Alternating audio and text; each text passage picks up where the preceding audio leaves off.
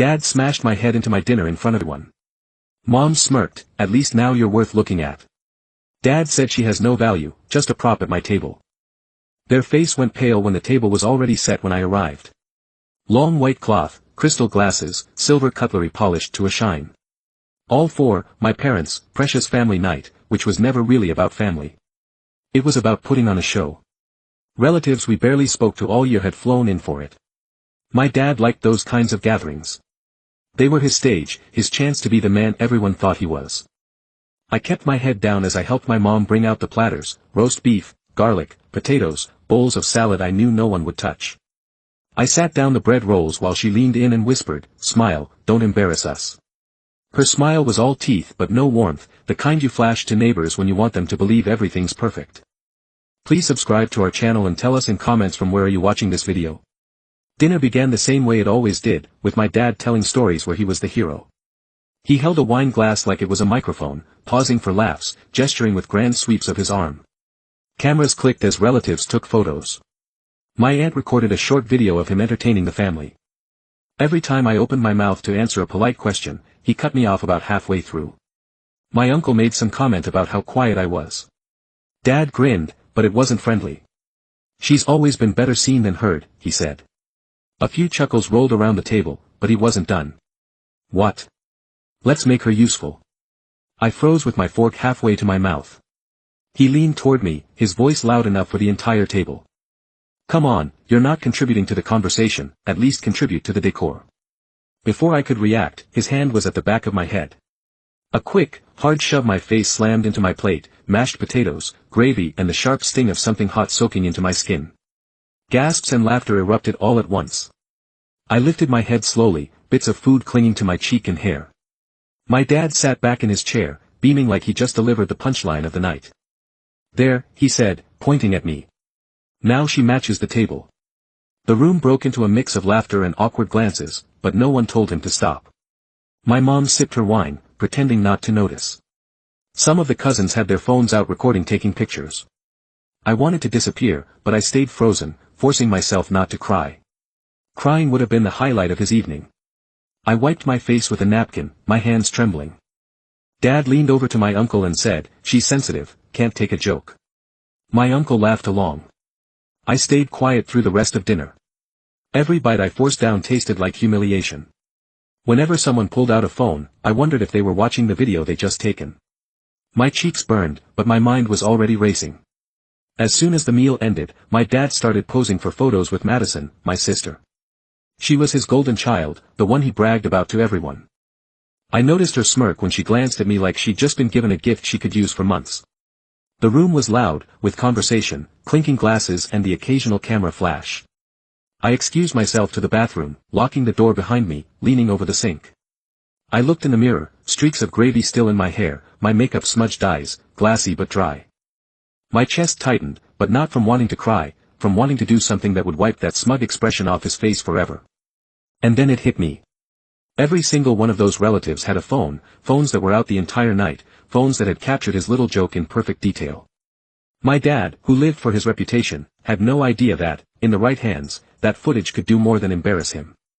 It could destroy the carefully built image he paraded in front of everyone. When I walked back out, I smiled for the first time that night, not because I was okay, but because I knew the cameras he loved so much were about to be the thing that tore him apart. The rest of the evening I became invisible on purpose. No one notices the quiet one in the corner, especially when the spotlight is glued to my dad and Madison. They were busy giving speeches about family values and how we always stick together. Every time I heard those words that I had to stop myself from laughing out loud. From my seat I watched the hands holding phones. Some were still recording, others scrolling through photos from the night. It wasn't hard to tell which moments people had captured. A few cousins would glance at me, snicker, then tilt their phones away when I looked good. That meant the footage existed and I just had to get my hands on it. When dessert was served, I slid into a conversation with my younger cousin, Dylan. He was 14, addicted to his phone and eager to be treated like an adult. I said casually, "I need a copy of that video from earlier for memories." He grinned, "The mashed potato thing, that was hilarious." My jaw tightened, but I kept my voice light. "That one, send it to me before you forget." By the time the cake was being cut, the clip was sitting safely in my messages. Over the next 2 days I collected more. Aunt Sherry sent me a shaky vertical shot where you could hear the gasp from the table. My cousin Ashley had the clearest, one full view of my dad's smirk, my mom's wine glass and the exact moment my head hit the plate. And then there was the one from Dylan, close enough to catch every word, make yourself useful as decoration. Followed by the chorus of laughter, 3 angles, 3 perfect nails for the coffin. But footage alone wasn't enough. My dad was a master of twisting things, making people believe his cruelty was just good humor. I needed to set the scene so no one could laugh it off.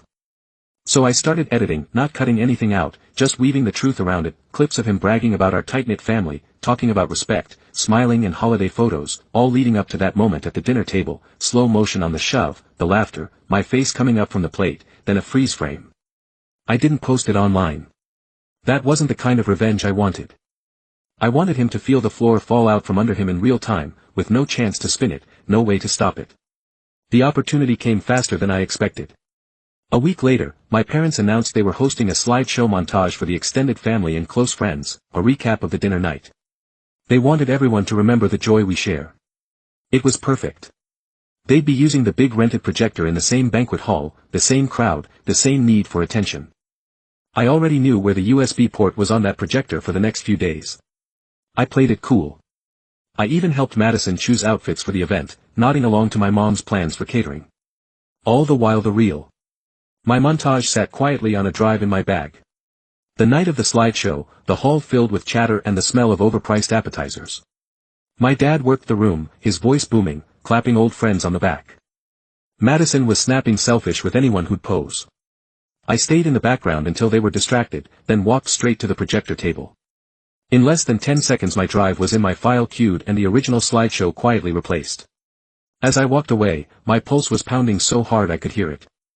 It wasn't just adrenaline, it was the knowledge that, in a matter of minutes, the same crowd that laughed with him was about to laugh at him, or worse, sit in stunned silence while the mask he wore for years shattered in front of his own eyes.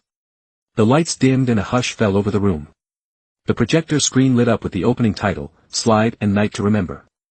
I sat near the back, my chair angled so I could see both the screen and my parents' faces.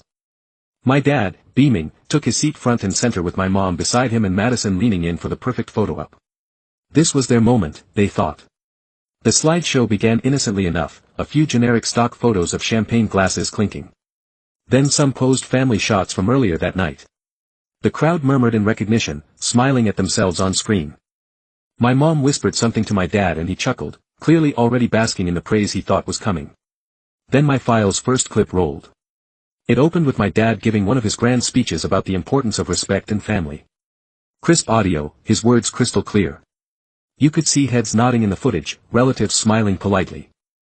Then, as his voice continued in the background, the video faded into a slow-motion clip of his hand slamming the back of my head into the plate. The room's collective breath seemed to catch it. Once gasps rippled through the tables, the audio cut to live sound, his voice saying, "Make yourself useful as decoration," followed by that awful chorus of laughter. On screen, my face came up from the plate, food clinging to my cheek. Frozen frame silence. The next shot was from another angle, my uncle's phone showing my mom sipping wine and smirking while I wiped my face. Then another angle from Dylan catching my dad's satisfied grin in perfect focus. Between each clip I'd inserted text in bold white letters, a father's joke, a family's laughter, a daughter's humiliation. Someone in the audience muttered, "That's not funny." Another whispered, "Is this real Kane?" The part one knew would burn deeper than anything I'd edited in years of other moments, all recorded by someone at some time that showed the pattern no one had connected before, him playfully shoving me into a pool at a wedding while I was in full makeup. Her telling a cousin we don't expect much from her. She's not like Madison. Him mocking my job in front of the neighbors, all of it intercut with their polished holiday cards and perfect family posts from social media. The room's energy shifted from discomfort to something heavier. Some people sat with arms crossed, their smiles gone. Others glanced around as if unsure whether they should stay seated. Madison had stopped looking at the screen entirely. Her eyes were locked on me, wide and accusing, like she just figured it out. My dad was frozen, leaning slightly forward, as if getting closer to the screen would change what he was seeing. And then, for the final blow, I included a clip from that very night, one I'd recorded on my phone in the bathroom mirror. Gravy still in my hair. I looked straight into the lens and said, "This is what respect looks like in our family." Fade to black, the words appeared, "A night to remember, for all the right reasons." Then nothing. The lights came back on. No applause, no polite laughter, just the kind of silence that feels like a physical weight pressing down on everyone. My dad's face was pale, jaw clenched so hard I could see the muscle twitch. My mom reached for her wineglass, but her hands shook enough that the liquid rippled inside around them. Relatives avoided eye contact, whispering quietly to each other. Aunt Sherry leaned toward her husband and whispered, "I had no idea," loud enough for half the table to hear. Mr. Harland, my dad's longtime business contact, stood up and said, "I think we've seen enough. Good evening." He walked out without shaking my dad's hand. 3 other couples followed. The buzz of whispered judgment was deafening. Madison finally snapped, hissing across the table at me. "You think this makes you look better?" I didn't answer her, I just stood, picked up my bag and walked slowly toward the exit. Every step felt like the click of a lock on a door my parents would never open again. As I reached the door I turned back just once. My dad was standing now trying to speak over the noise, insisting it was all in good fun and taken out of context. But no one was listening.